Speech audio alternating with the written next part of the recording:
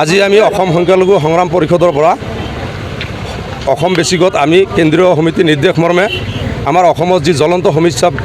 দিনক দিনে বস্তুৰ দাম নিয়ন্ত্ৰণ কৰিব পৰা নাই আমাৰ সন্মানীয় যোগান মন্ত্ৰী ৰঞ্জিত কুমাৰ দাস আজি আমি শ্ৰমিকৰ পৰা আদি কৰি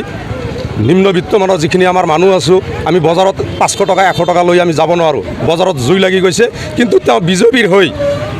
ৱেষ্ট বেংগলত গৈ তেওঁ কেম্পাছ কৰি আছে গতিকে অসমৰ ৰাইজে তেওঁক ভোট দি পেলাই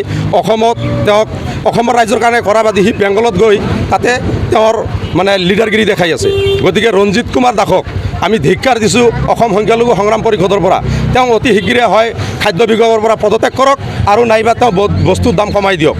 তেওঁৰ নিচিনা আমি ফেচবুক খুলিলেই তেওঁক দেখিবলৈ পাওঁ তেওঁ শৰীৰ চৰ্চাত ব্যস্ত হৈ থাকে তেওঁ বডি ফিল্টাৰ হয় গতিকে মই আজি এইটো ক'ব বিচাৰোঁ ৰঞ্জিত দাসক আপুনি 1000 টকা লৈ আমি সাধাৰণতে 500 টকা লৈ বজাৰ কৰিব যাওঁ মই ৰঞ্জিত কুমাৰ দাস আমাৰ সন্মানীয় মন্ত্ৰীক মই 1000 টকা দিম 1000 টকা লৈ তেওঁ বজাৰত যাওক আৰু বজাৰ কৰি তেওঁ ঘূৰি লৈ আহি তেওঁৰ পৰিয়ালটোক খুৱাওক তেওঁৰ যদি বুকুত দম আছে তেওঁলোকে আমি অসম সংখ্যালঘু সংগ্ৰাম পৰিষদৰ পৰা আমি ৰঞ্জিত কুমাৰ দাসৰ প্ৰতিলিপি আমি দাহ কৰিছোঁ তেওঁৰ কোনো কাম নাই তেওঁক আমি ধিক্কাৰ জনাইছোঁ আৰু যদি ইয়াৰ পিছতো তেওঁ যদি বস্তুৰ দাম কমাবলৈ অক্ষম হয় তেতিয়াহ'লে আমি গণতান্ত্ৰিক আন্দোলন আমি আৰু মন্ত্ৰী মহোদয়ক পুনৰবাৰ আহ্বান জনাইছোঁ আমাৰ মুখ্যমন্ত্ৰী মহোদয়ক আহ্বান জনাইছোঁ আপোনালোকে যি কৰিলে গতিকে এতিয়া শ্ৰমিকখিনি 300 টকা হাজিৰা পায় 500 টকা হাজিৰা পায় গতিকে আলুৰ পৰা পিঁয়াজৰ পৰা তেলৰ পৰা নিমখৰ পৰা যিমানখিনি আপোনালোকে বস্তুৰ দাম বঢ়াই দিলে গতিকে সাধাৰণ মানুহ এতিয়া চুইচাইড কৰাৰ বাহিৰে কোনো উপায় নাই